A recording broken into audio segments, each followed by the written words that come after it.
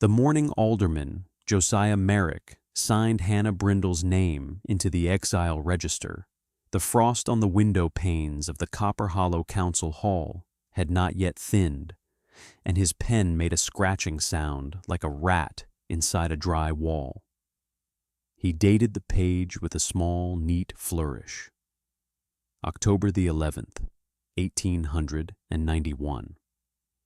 He blotted the ink with a scrap of newsprint and handed the register to his clerk without looking at the girl standing in the center of the room. Hannah was 19 years old that morning. She stood between two constables, her hands folded in front of her apron, her chin raised, her mouth closed. She had not wept, and she did not mean to. Her dark auburn braid hung over one shoulder. A small scar on her left jaw caught the light from the window behind her. She knew every face in the room. She had served most of them coffee at the general store for the last 4 years, since her mother had died of fever, and her father had not come home from a silver claim in the high country. Merrick cleared his throat and read the charge aloud in the voice he used for funerals. Theft of property valued above $1, the said property being a bolt of blue calico from the store of Merrick and Son. He paused there, and his gaze finally came up to Hannah's face. His eyes were the color of wet slate, deep set above heavy gray pouches. A tarnished brass pin glinted on the lapel of his frock coat. The bench finds the accused guilty.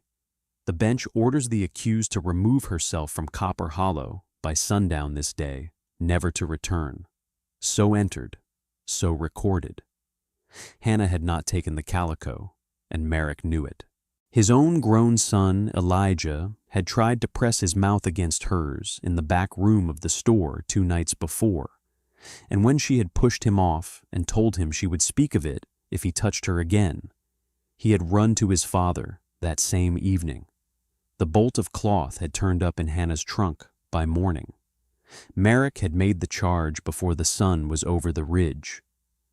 Nobody in the council hall spoke in her defense, because Josiah Merrick held paper on half the cabins in Copper Hollow, and on the mill, and on the assay office, and on the only road south.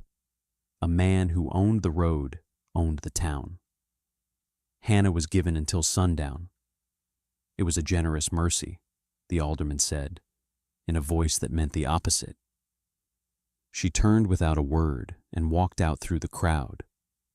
She went first to the 2-room cabin she had shared with her mother. The stove was cold. The frost had crept up the inside of the one small window.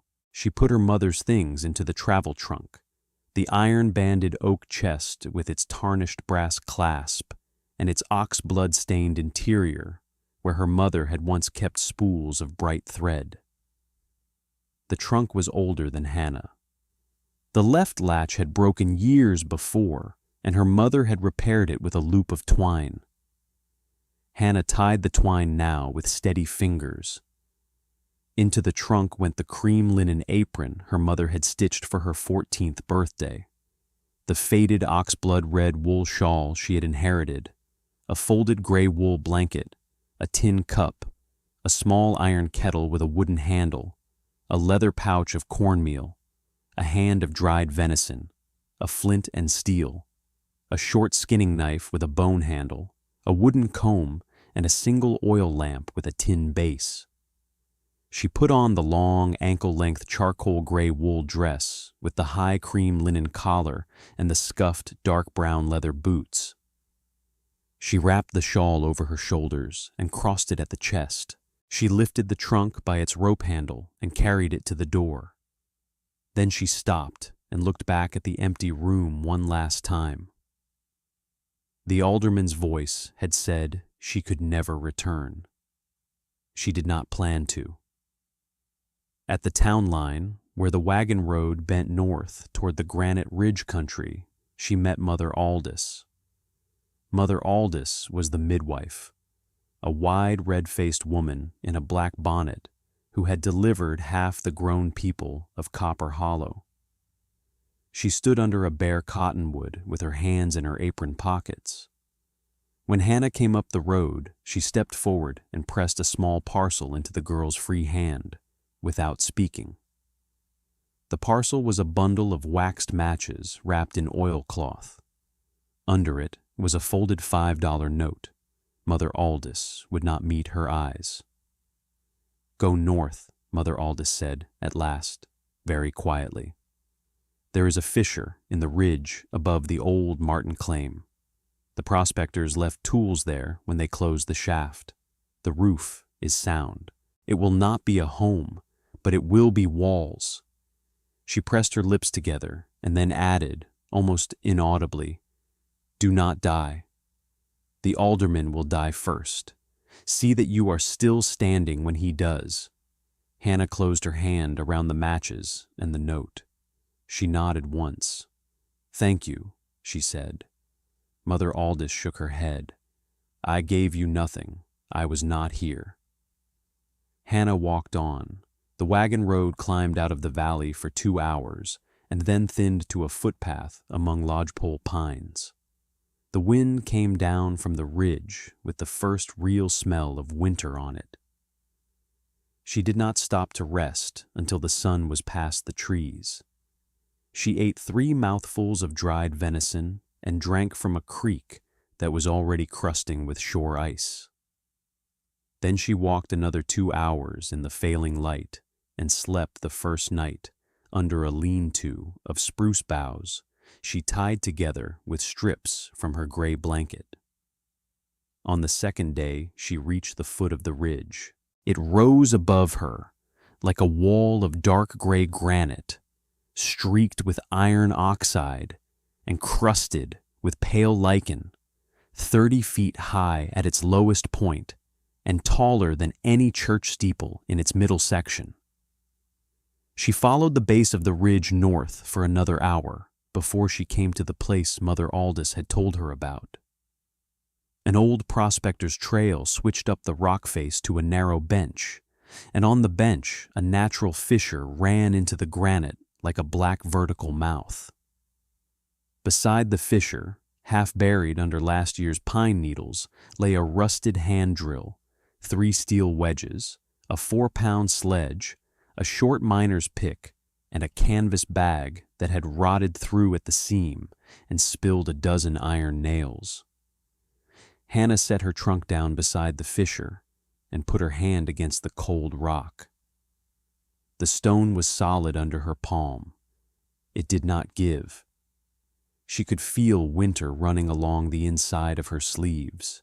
For the first 3 days, she did nothing but explore the fissure with the oil lamp, ducking her head and squeezing sideways past the tight places. The fissure widened 10 feet in, opened into a roughly oval chamber the size of a small pantry, and then narrowed again to a blind end. The roof of the chamber was 5 feet above the floor at its highest point. A person could sit in it, but not stand. The walls were rough and gritty with mica. A few loose stones rattled underfoot. The air inside was still and warmer than the air outside by a little, and smelled faintly of old iron. It was not a home. It was, as Mother Aldous had said, walls. On the 4th day, Hannah took up the miner's pick and began to chip at the floor of the chamber to lower it. The pick was dull and the haft was loose, and she broke the haft after the first hour. She spent the rest of that day cutting a new haft from a lodgepole sapling with her skinning knife, binding it with strips of rawhide from the old canvas bag. When she swung the pick again that afternoon, the rawhide held, and she learned quickly to strike the stone at an angle instead of straight down, the way she had seen the quarrymen do it at the flagstone works outside Copper Hollow when she was younger. A fist-sized chip of granite came away, then another. By sundown, there was a small pile of rubble at the mouth of the chamber, and her shoulders felt as if they had been beaten with a plank. She slept that night in the chamber itself, wrapped in the gray wool blanket, with her boots off and pressed against her belly for warmth. The wind whined in the fissure outside. She dreamed of her mother's hands kneading dough on the pine table of the old cabin. She worked every day after that. Her method became this.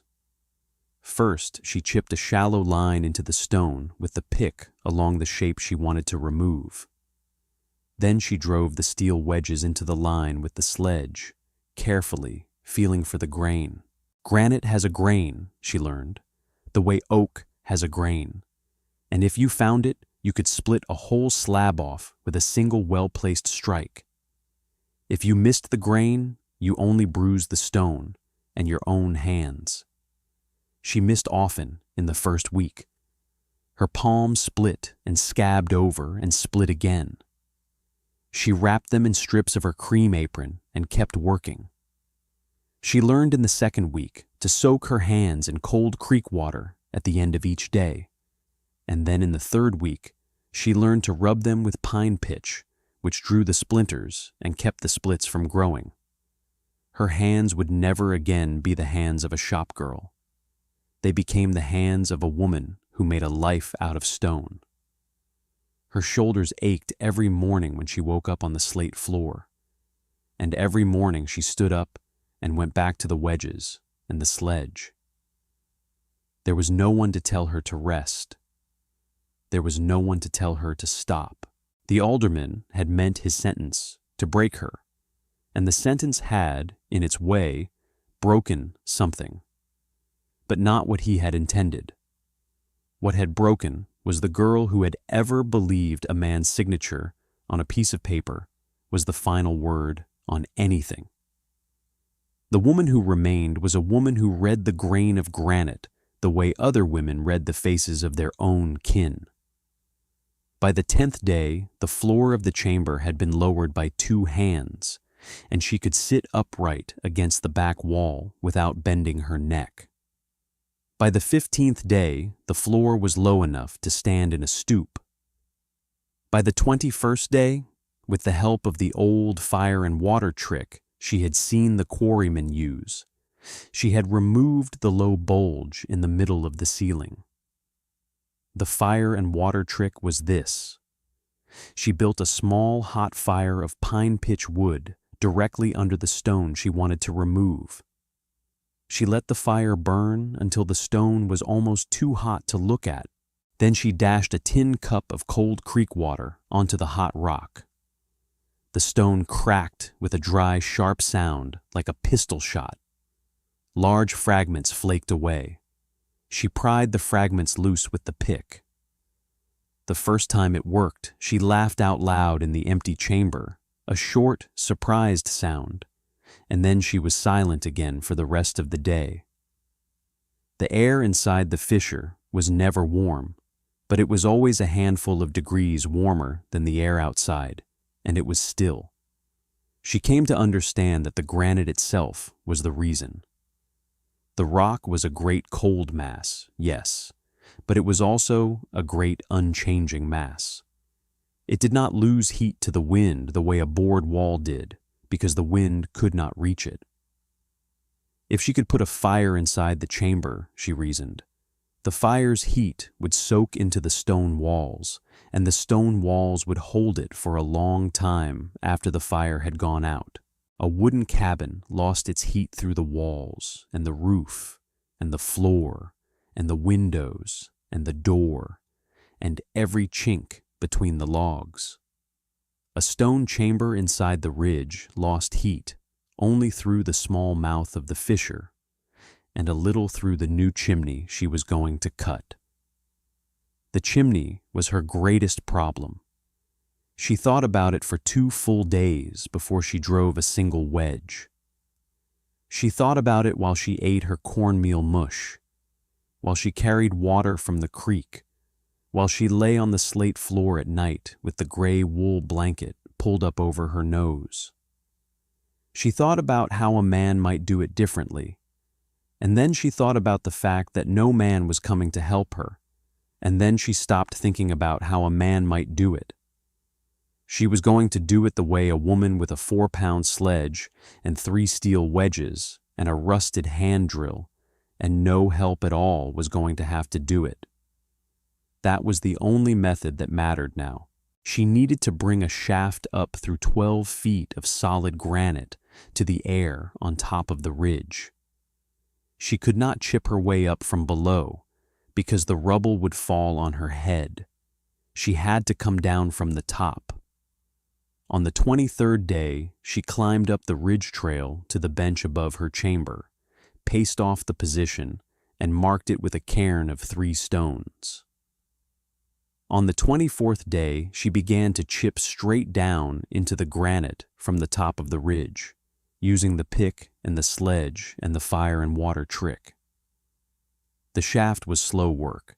She made perhaps 4 inches of progress on a good day. She worked until her arms trembled, ate cold cornmeal mush and dried venison, slept, and began again. On the 31st day, the first real cold front came down out of the mountains. The wind came in the afternoon, and by evening it was below freezing. Hannah tied her shawl tight across her chest and kept chipping. That night, she built a small fire in the entrance of the fissure, inside the chamber, just big enough to warm a cup of broth. The fire smoked a little, and the smoke crawled out the fissure mouth and burned her eyes. She realized she could not keep burning fires without the chimney. So she went back up to the top of the ridge the next day and attacked the shaft with a kind of fury she had not known she had in her. 6 inches in a day, 8 inches, a foot. The fire and water trick began to work with such regularity that she could hear, in the distant crack of the stone, the exact moment the shaft would open a little further. On the 43rd day, a little after noon, a final chip of granite fell through the ceiling of the chamber below and clattered on the slate floor. Hannah looked down through the shaft she had cut and saw the flat gray floor 12 feet beneath her, and the old lantern resting there like a small, steady star. The chimney was open. She climbed down, she stood in the chamber, and she looked up, and for the first time in 43 days, she saw a round circle of pale gray sky directly above her head, framed by raw granite. She laughed again, the same short, surprised laugh, and this time the laugh held a second or two longer. She built her first true fire that evening, a lean cedar fire in a small circle of fitted stones she had set against the back wall of the chamber, and the smoke went straight up the shaft and out the top of the ridge without hesitation. The chamber filled with warm, dry air. The walls themselves began to warm, slowly at first, and then more quickly as the fire built. After an hour, she could rest her bare palm against the wall without pain. After 2 hours, the stones near the fire were hot to the touch. She banked the fire down for the night and lay on the gray wool blanket on the slate floor, and for the first time since she had left Copper Hollow, she fell asleep warm. The work was not finished. It was only begun. In the days that followed, Hannah laid flat slate slabs on the chamber floor, carried in one at a time from a shale bank 300 yards down the ridge. She quarried a rough stone hearth against the back wall and fitted the stones without mortar, relying on gravity and careful placement. She cut and hauled up 4 straight cedar poles for the low ceiling beams that the blind end of the chamber had required after she had removed the last rotten slab of granite above it. She built a low bunk of more cedar, padded with the blanket and the folded shawl. She carried in 2 armloads of dry pine needles and 3 armloads of dry moss, and she stuffed these into the single chink around the outer mouth of the fissure, where a thin wind still sighed through. She hung a folded piece of canvas from the old prospector's bag across the mouth as a crude door. She dug a shallow pit outside the mouth to catch rainwater. On the 49th day, the first heavy snow came. It fell for 2 days without stopping, thick and slow, until the footpath up to the fissure was buried and the lodgepole pines bent under their white loads. Hannah stayed inside. She fed the fire with the firewood she had stacked in a neat cord along the inside wall of the chamber over the last week. She boiled cornmeal mush in the iron kettle. She mended a torn place in her apron with a scrap of twine from the trunk. She did not think of Copper Hollow at all that day. She did not know, because there was no way to know, that down in the valley the same snow was burying the town beneath drifts higher than a grown man's waist. She did not know that the wagon road south had been closed by the first slide on the 18th day of the storm, and that no supplies had come up from the rail point in 2 weeks. She did not know that the mill at the edge of Copper Hollow had burned to the foundation on the 9th night of the storm after a banked fire had crept up into the grain chute. She did not know that Alderman Josiah Merrick, the richest man in Copper Hollow and the owner of the general store and the assay office and the only road south, had stored most of his private winter supply in a second storehouse behind the mill, and that this storehouse, too, had gone up in the mill fire. She did not know that the people of Copper Hollow had begun rationing salt pork and flour by the end of the 2nd week, and that by the end of the 4th week they had begun rationing water because the well house had frozen. 44 days after the first heavy snow, Hannah was sitting by her fire boiling a cup of pine needle tea when she heard, through the canvas door and above the low hum of the fire in the chamber, the sound of voices on the ridge trail outside. She stood slowly. She did not take up the knife that she had thought, during the first desperate week of October, she might need some day. She pulled the canvas aside and stepped to the mouth of the fissure and looked out. 7 figures were coming up the ridge trail through chest-deep drifts. They were wrapped in frozen coats and torn blankets. Their faces were hollow, and their beards were rimed with frost. At the front of the line, stumbling on 2 bound feet, came Alderman Josiah Merrick. His iron-gray hair stuck out from under a battered, wide-brimmed hat. His black frock coat, the same one he had worn in the council hall, was torn open across the chest. His tarnished brass pin still gleamed on the lapel. The fingertips of his gloveless left hand were dark with deep cold. He was carrying, cradled against his chest, a small bundle wrapped in a gray blanket. Behind him came 6 others. Hannah recognized them all. The widow, Elsbeth Carr, whose husband had died in a rockfall at the Silver Claim 3 years before, and her 2 grown sons, both men past 20, both thin now in a way their bodies had not been 3 months before. The blacksmith, Gideon Vane, 40 years old, his great shoulders curved forward under a burden Hannah could not see. The miller's wife, Amity, who had once shouted at Hannah across the street for no reason Hannah ever understood. Amity's own husband had been one of the men who had stood in the back of the council hall the morning of the exile and had said nothing when the sentence was read. Amity herself had been at the butter churn that morning and had not known what was happening in the hall until the constables had already walked Hannah to the edge of town. When she had heard what her husband had witnessed without speaking, she had laid down her ladle, and she had not spoken to him for the entire month of October. She had intended never to speak to him again. Then the mill had burned, and the food had run out, and she had climbed the ridge on her own 2 feet. And she was now the 2nd oldest woman in the line. and Mother Aldous, the midwife, her face pared down to the bone by hunger, her black bonnet replaced with a hood of sacking. The 7 came to a halt 20 feet below the chamber mouth, where the trail flattened. Merrick tried to call out. His voice broke and came out as a rasp. He tried again.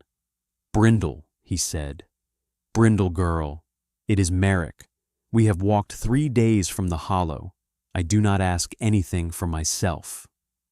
The others? He stopped, pressed his cracked lips together, and looked down at the small bundle against his chest.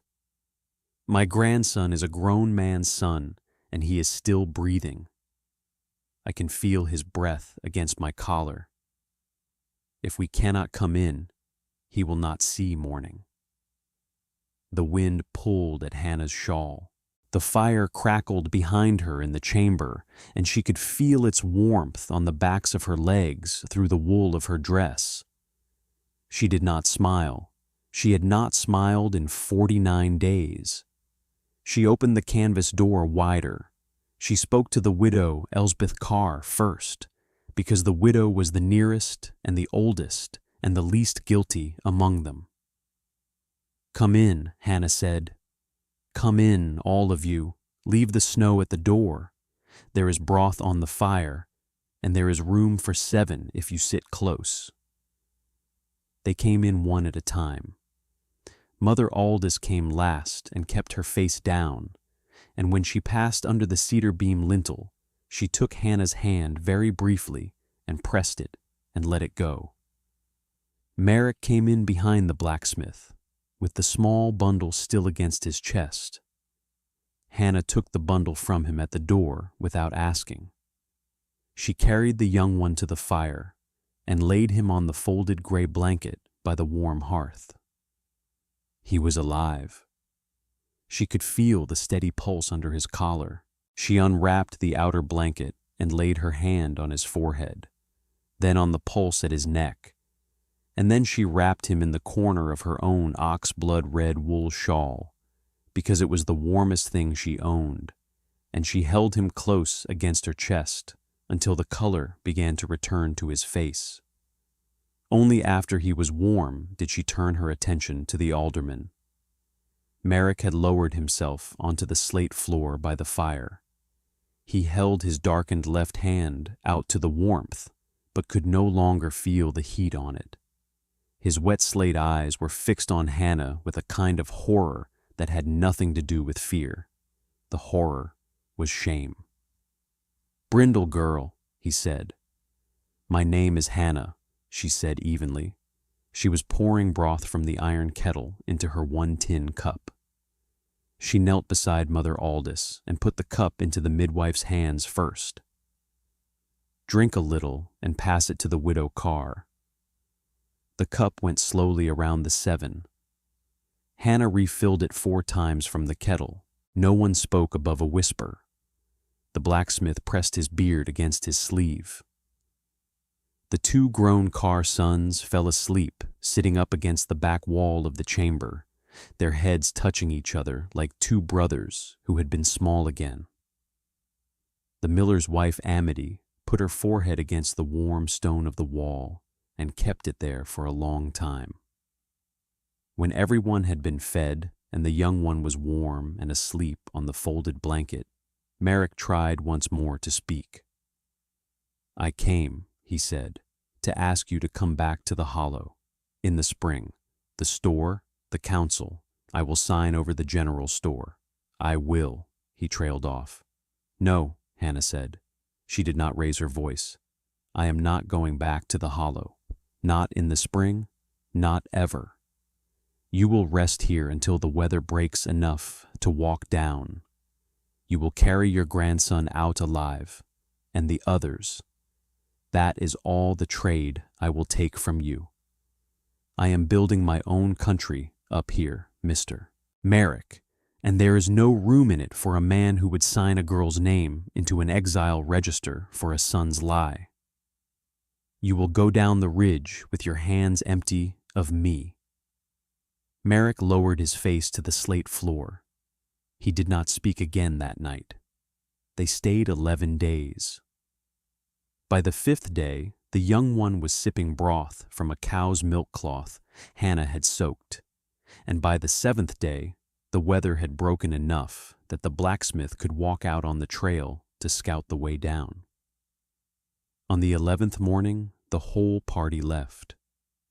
The widow Carr kissed Hannah on both cheeks at the canvas door. The blacksmith Vane laid his big, rough hand very briefly on the top of Hannah's head, the way a man lays his hand on a daughter's head, and then he followed the others out. Merrick went last. At the door, he turned and looked at Hannah one last time with his wet slate eyes. He opened his mouth. He closed it. He went out into the snow. Down in Copper Hollow, by the time the 7 walked into the valley 3 days later, the long cold had taken its toll on many households. The grandson Merrick had carried up the ridge was one of the younger people who survived the long cold, and people remembered for the rest of their lives who had warmed him. By the time the wildflowers came up on the slopes of the ridge in late April, Alderman Josiah Merrick had lost 2 fingers to the deep cold and every ounce of standing in the town he had built. He was voted off the council at the spring meeting by a margin of 2-1. He never came up the ridge trail again. Hannah Brindle did not come down. Travelers on the old Prospector's Trail began to see on the granite bench above the Martin claim a thin curl of smoke rising from a place where no smoke had ever risen before. Some of them stopped for a cup of broth and a night's shelter. She charged them nothing. She accepted trades, a bag of salt, a good knife, a length of canvas, a bushel of apples, a pound of tea. The chamber in the ridge grew a little each season. By the 2nd winter, she had a proper cedar plank door.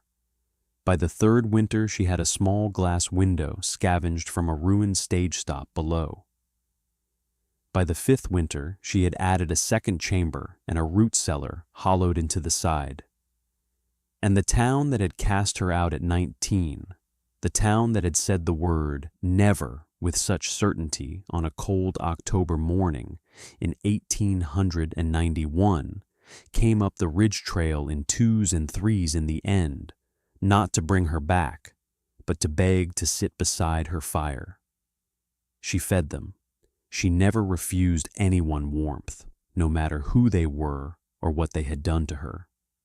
But she did not forgive the alderman, and she did not go back down. That was the winter Hannah Brindle carved a cabin into the ridge, and that was the winter the town came begging for heat.